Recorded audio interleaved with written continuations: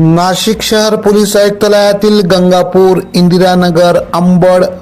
Satpur, Sarkarwada police Thane हद्दीत चैन snatching, जबरी चोरी, मोटरसायकल चोरी सारखे 11 गुन्हे दाखल असलेले आरोपी उत्तर प्रदेश राज्यातील शुभम विनोद मोरिया वय 25, स्वदेश उर्फ शिलू रमाशंकर मोरिया वय 25 या दोघांना Exlo point Ambad link road Nashik येथून मिळालेल्या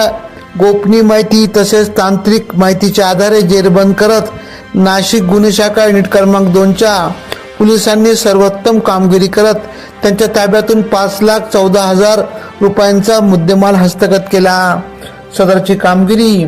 गुन्हे शाखा युनिट क्रमांक 2चे कर्णधार प्रभारी अधिकारी सहाय्यक पोलीस निरीक्षक हेमंत तोडकर, सहाय्यक पोलीस निरीक्षक डॉक्टर समाधान हिरे यांच्या मार्गदर्शनाखाली सहाय्यक पोलीस उपनिरीक्षक शंकर काळे, संजय सानप, बाळू शेळके, भारती देवकर, नंदकुमार नांदुर्डीकर, मनोहर शिंदे, सुनील आहेर, चंद्रकांत गवळी, प्रकाश महाजन, अतुल पाटील, वाल्मिक चव्हाण, मनोज परदेशी, तेजस मते,